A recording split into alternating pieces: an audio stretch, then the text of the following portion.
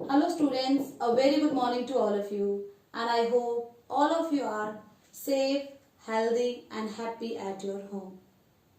Students, as you know, COVID-19 becomes a pandemic जिसने कि पूरे वर्ल्ड को इफेक्ट किया है। हमारी जो गवर्नमेंट है वो रेगुलर हमें इंस्ट्रक्शन देती है कि how to save our self, and जो लॉकडाउन है उसका 4th फेज स्टार्ट हो गया है जिसमें बहुत सारी रिलैक्सेशन दी गई है। But it's our moral duty as a citizen how to save us and our society. So जिस तरह से हम लॉकडाउन के फर्स्ट और सेकंड स्टेज में अपने आप बहुत सारे रिस्ट्रिक्शंस के साथ अपने घरों में रह रहे थे, बाहर नहीं निकल रहे थे क्योंकि कोविड-19 है वो अगर एक बार स्प्रेड होना स्टार्ट हो गया तो हमारे जो फैमिली के मेंबर्स हैं और जो हमारी सोसाइटी है उन सभी को फेस करनी पड़ेगी ये disease. So we have to follow the restrictions as usual. हमें वो सारी रिस्ट्रिक्शन एज यूजुअल फॉलो करनी है। ऐसा नहीं, जिस तरह से हम पहले अपने घरों में रह रहे थे उस तरह से हमें अभी भी अपने आप को और अपने सोसाइटी को और अपने पूरी कंट्री को सेफ रखने के लिए we have to stay at home. So I hope all of you and your family follow the instructions. Today we will going to start a new chapter that is water in the atmosphere, and it is the chapter 11. In this chapter we are going to read about the how water moves in the atmosphere. Water है वो atmosphere में किस तरह से move करता है और उसे उस टाइम और जब water atmosphere में absorb हो जाता है तो उसे क्या कहा जाता है, ये सब हम पढ़ेंगे इस चैप्टर में। So humidity and moisture, what it terms means the quantity of water in the atmosphere. Water atmosphere में किस तरह से जाता है उसे हम humidity and moisture कहते हैं। Quantity of water in the atmosphere, that is humidity, कि water की quantity atmosphere में कैसे है, air में water quantity कैसे आई, water vapors के थ्रू आई, उसे ही humidity कहा जाता है। कितना moisture है, that is the humidity. And हमारे क्योंकि हमने पढ़ा था जो एटमॉस्फेयर है उसमें डिफरेंट गैसेस हैं and dust particles and water vapours हैं। तो we are talking about the water vapours here. हमारे एटमॉस्फेयर में जो वाटर वेपर्स है वो 0 to 5% मिलते हैं, लेकिन फिर भी इतनी कम क्वांटिटी होने के बाद में भी ये बहुत ज्यादा इंपॉर्टेंट है। एंड जो ह्यूमिडिटी है वो ऑल द 3 फॉर्म्स में हमें देखने को मिलेगी। सॉलिड में जब स्नोफॉल होती है वो ह्यूमिडिटी है जो कंडेंसेशन के बाद में अर्थ सरफेस पर वापस आ गई है। रेन के फॉर्म में ह्यूमिडिटी है, एयर में मॉइस्चर आया, वाटर कंटेंट आया एयर में एंड उसकी वजह से कंडेंसेशन हुआ, देन बारिश होती है, लिक्विड फॉर्म में आ रहा है ह्यूमिडिटी। एंड उसके बाद में वाटर वेपर्स, जो वाटर वेपर्स हैं जो हमारे एटमॉस्फेयर में घूमते हैं वो भी क्या है, ह्यूमिडिटी का फॉर्म है। सो ह्यूमिडिटी ऑल द 3 फॉर्म्स में प्रेजेंट होती है, स्नोफॉल, रेन एंड वाटर। मतलब इन 3 फॉर्म में वाटर है वो एटमॉस्फेयर में फ्लोट करता है। So what is the importance of humidity and और we can say that moisture. So moisture या ह्यूमिडिटी अगर हमारे एटमॉस्फेयर में है तो उसका इंपॉर्टेंस क्या है। It causes rain, water vapour है वो एयर में गई, ह्यूमिडिटी बन गई, उसके बाद में कंडेंसेशन हुआ, देन बारिश हो रही है। तो रेनफॉल हमारे लिए बहुत ज्यादा जरूरी है, तो इसकी वजह से ह्यूमिडिटी की वजह से रेनफॉल होती है। हिली एरियाज में स्नोफॉल होती है। Absorb radiation and balance the heat, sun से जो रेडिएशन आ रहे हैं उसको एटमॉस्फेयर हमारा एब्जॉर्ब करता है। एटमॉस्फेयर में ह्यूमिडिटी भी है, वाटर वेपर्स भी हैं, तो ये ह्यूमिडिटी है वो सन रेडिएशन को एब्जॉर्ब करती है एंड सन जो रेडिएशन को रिलीज कर रही है जिसे कि टेरेस्ट्रियल रेडिएशन कहा जाता है। सो इंसोलेशन एंड टेरेस्ट्रियल रेडिएशन को एब्जॉर्ब करती है वाटर वेपर, जो जिससे कि कुछ जो रेडिएशन होती है वो हमारे एटमॉस्फेयर में रहती है। इसकी वजह से हमारी अर्थ है वो ना तो बहुत ज्यादा कूल हो जाती है, ना तो पूरी तरह से जो रेडिएशन है उनको रिलीज कर देती है कि स्पेस में चली जाए। सारी टेरेस्ट्रियल जो अर्थ सरफेस से हीट जनरेट हो रही है वो पूरी तरह से एटमॉस्फेयर में नहीं जाती है, इसलिए वार्म रहती है, हमारी कूल नहीं हो पाती। हमारी अर्थ पूरी तरह से एक जो बैलेंस है टेम्परेचर का वो रहता है। एंड सन से जो रेडिएशन आ रही है वो भी डायरेक्ट अर्थ पर ना आए, तो उसके लिए भी जो वाटर वेपर्स है वो उस इंसोलेशन को एब्जॉर्ब कर लेती है। तो इससे ना ही हमारी अर्थ बहुत ज्यादा ठंडी और ना ही बहुत ज्यादा गर्म हो पाती है हमारी अर्थ। सो इसका अपना इंपॉर्टेंट रोल है कि एब्जॉर्ब रेडिएशन को ये एब्जॉर्ब करती है, जिससे कि जो हीट बैलेंस है वो बना रहता है। Next is quantity of moisture regulate the latent energy to produce strong. जो तूफान है या तेज आंधियां हैं वो लेटेंट एनर्जी से चलती है। लेटेंट एनर्जी है वो किससे बनती है? क्वांटिटी ऑफ मॉइस्चर से। जब एयर में क्वांटिटी ऑफ मॉइस्चर होती है तो लेटेंट एनर्जी प्रोड्यूस होती है, और लेटेंट एनर्जी की वजह से जो स्ट्रॉर्म है वो जनरेट होते हैं। तो स्ट्रॉर्म है बिकॉज वो एटमॉस्फेरिकल जितनी भी प्रोसेसेस हैं उसमें इंपॉर्टेंट रोल है स्ट्रॉर्म का भी। सो स्ट्रॉर्म बनने के पीछे जो मॉइस्चर है, जो ह्यूमिडिटी है वाटर में, जो एटमॉस्फेयर में ह्यूमिडिटी है वो इंपॉर्टेंट है। Next, due to this rain drop, due, fog and mist formed. हमारे एयर में ह्यूमिडिटी से ही रेन ड्रॉप्स बनती हैं, ड्यू बनती है जिसे हम ओस कहते हैं, फॉग धुंध बनती है, एंड मिस्ट कोहरा। सर्दियों में फॉग एंड मिस्ट हमें देखने को मिलता है, वो किसकी वजह से मिल रहा है? कि हमारी एयर में वाटर की क्वांटिटी है, ह्यूमिडिटी है, उसकी वजह से बनता है। Okay, next topic is source and distribution of water vapour. Water vapour के लिए सोर्स क्या है? जितने भी स्नो है हमारी अर्थ पर वो भी वाटर वेपर के लिए सोर्स है, एंड जितनी भी वाटर बॉडीज है they are also the source of water vapour. जब स्नो मेल्ट नहीं होती है उससे पहले हम कहेंगे कि जो ह्यूमिडिटी है वो सॉलिड फॉर्म में है एटमॉस्फेयर में, एंड जब रेन होती है तो वाटर के फॉर्म में, यानी कि ह्यूमिडिटी है वो हमें लिक्विड फॉर्म में देखने को मिलती है। जब हमारे रेनफॉल होती है तो हम कहेंगे जो ह्यूमिडिटी है वो लिक्विड फॉर्म में अर्थ पर आ रही है, एंड जब स्नोफॉल होती है तो ह्यूमिडिटी सॉलिड फॉर्म में अर्थ पर आ रही है। And third is gaseous form में। तो वाटर वेपर जब बनते हैं वाटर बॉडी से तो उन्हें कहा जाता है gaseous forms of humidity. So these are some forms of humidity. कि हमें सोर्स क्या है ह्यूमिडिटी के लिए?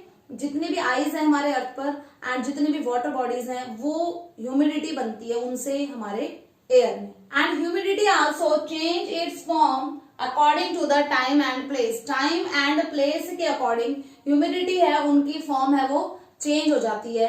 जैसे आपको भी बताया गया था कि जब स्नो है वो ह्यूमिडिटी की सॉलिड फॉर्म है, जबकि जो लिक्विड है, जबकि वाटर है वो ह्यूमिडिटी की लिक्विड फॉर्म है, एंड वाटर वेपर है अगर, that is the gaseous form of humidity.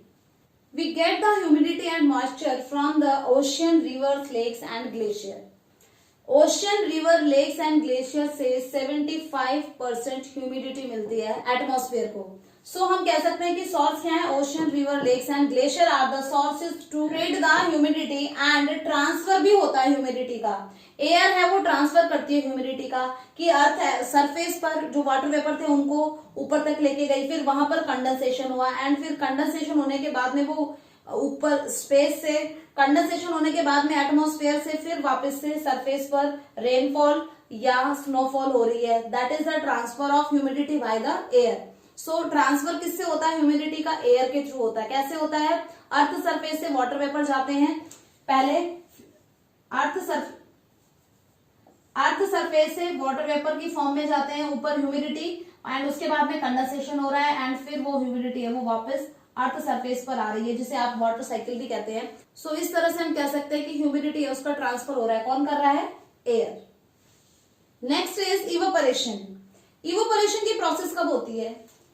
Water है वो लिक्विड फॉर्म में है और उसको जब हीट मिलती है तो उसकी वजह से वो वाटर वेपर में कन्वर्ट हो जाता है। वाटर जब गैसियस फॉर्म में कन्वर्ट होता है उस प्रोसेस को हम इवेपोरेशन कहते हैं। कि वाटर लिक्विड फॉर्म से जब गैसियस फॉर्म में कन्वर्ट होता है, सो इस प्रोसेस को हम इवेपोरेशन कहते हैं। एंड इवेपोरेशन के लिए जो एनर्जी की जरूरत होती है, जिस एनर्जी की, उसे कहा जाता है लेटेंट हीट। मींस वाटर से वाटर वेपर तब बनेंगे तब उन्हें लेटेंट हीट मिलेगी। और ये लेटेंट हीट है क्या?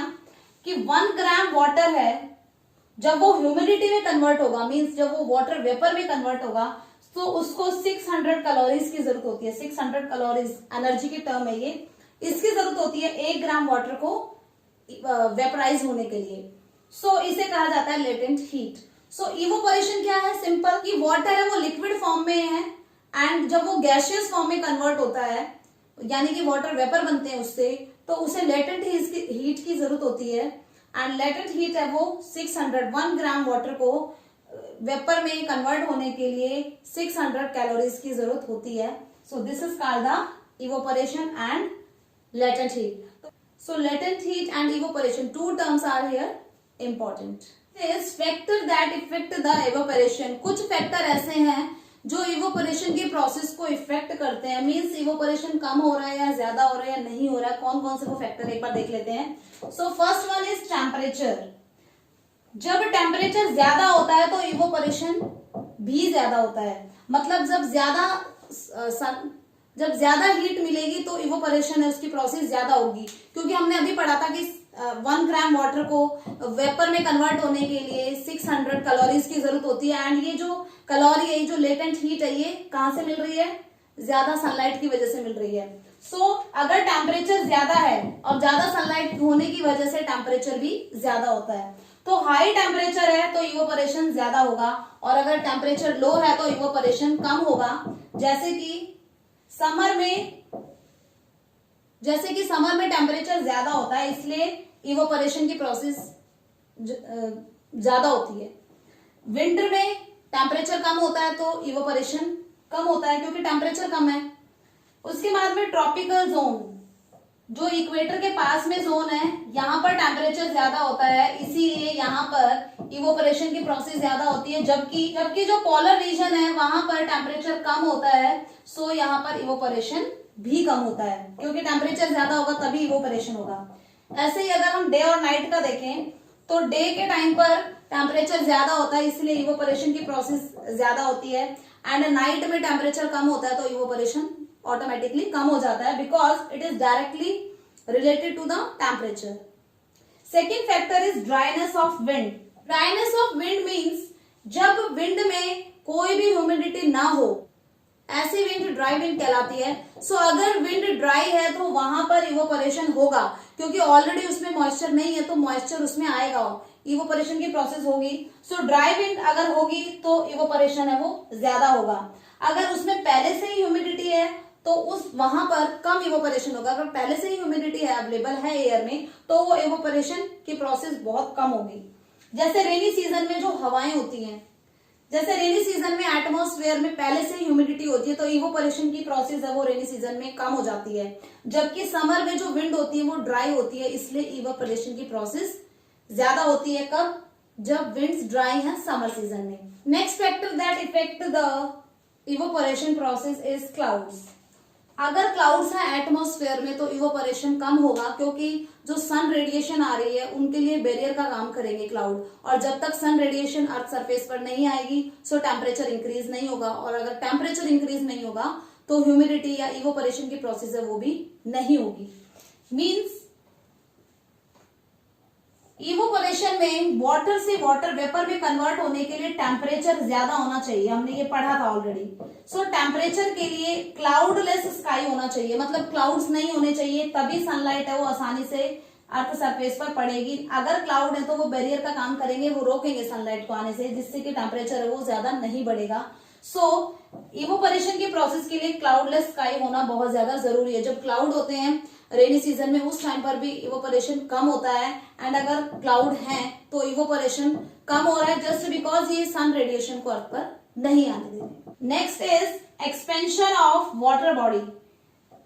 वाटर बॉडी का जितना ज्यादा एक्सपेंशन होगा उतनी ज्यादा इवोपोरेशन की प्रोसेस होगी. मीन्स अगर जो ओशनिक रीजन है वहां पर इवोपोरेशन ज्यादा होता है जबकि लैंड है वहां पर इवोपोरेशन बहुत ज्यादा कम होता है. मतलब ज्यादा क्वांटिटी में वाटर जहां पर अवेलेबल है वहां पर इवोपोरेशन की प्रोसेस हो रही है. लैंड है वहां पर प्लांट से या अर्थ सरफेस में जो ह्यूमिडिटी है वो इवोपोरेट हो रही है तो वो बहुत कम होती है इसलिए लैंड पर इवोपोरेशन की प्रोसेस कम होती है एंड ओशनिक बॉडीज में इवोपोरेशन की प्रोसेस बहुत फास्टली होती है. Next process that effect the evaporation is speed of wind. जितनी ज्यादा स्पीड होगी विंड की उतनी फास्टली इवोपोरेशन की प्रोसेस होगी एंड अगर विंड नहीं ब्लो हो रही है फास्टली तो वहां पर इवोपोरेशन कम होगा. सो हम कह सकते हैं कि स्पीड है विंड की, that is also affect the evaporation process. So we can say that the water vapor present in the atmosphere is called humidity, or the quantity of water present in the atmosphere. Atmosphere में water की quantity किस form में? water vapor के form में present है, उसे कहा जाता है humidity. And capacity to absorb vapor, ये capacity कैसे measure करी जाती है कि कोई air है वो कितना absorb करेगी vapors को एट अ डेफिनेट टेम्परेचर, एक पर्टिकुलर टेम्परेचर पर 1 क्यूबिक एयर, हमें मास दिया है 1 क्यूबिक एयर है, वो कितना ग्राम वाटर वेपर एब्जॉर्ब कर रही है, उसे ही कहा जाता है capacity to absorb vapour. Means 1 cubic metre air है, वॉल्यूम दी रही है उसकी, एंड वो कितना ग्राम वाटर वेपर एब्जॉर्ब करेगी, that is the capacity of wind to absorb the water vapor. Next term is saturated air. Saturated air means when an air get the water vapor according to its capacity. एक air जितना hold कर सकती है water vapour को, उतना hold उसने कर लिया है अपनी फुल कैपेसिटी के हिसाब से. सो उस एयर को कहा जाता है सैचुरेटेड एयर, और हिंदी में इसे संतृप्त हवा कहते हैं, संतृप्त वायु कहते हैं. संतृप्त वायु मीन्स जितना मॉइस्चर वो एब्जॉर्ब कर सकते थे उतना मॉइस्चर उन्होंने एब्जॉर्ब करा, that is called, it is a saturated air. Capacity of hold moisture किस पर डिपेंड करता है? टेम्परेचर पर. जैसे जैसे टेम्परेचर बढ़ेगा वैसे वैसे एयर की कैपेसिटी बढ़ेगी मॉइस्चर को होल्ड करने की. सो ये डायरेक्टली रिलेशन है टेम्परेचर एंड होल्ड कैपेसिटी में, कि जैसे टेम्परेचर बढ़ेगा वैसे ही कैपेसिटी मॉइस्चर को होल्ड करने की ऑटोमेटिकली इंक्रीज हो जाएगी. So students, in today's session we read the humidity and the evaporation process, and the further processes we will discuss in our next video. I hope all of you understand these topics. So do your studies regularly. Thank you.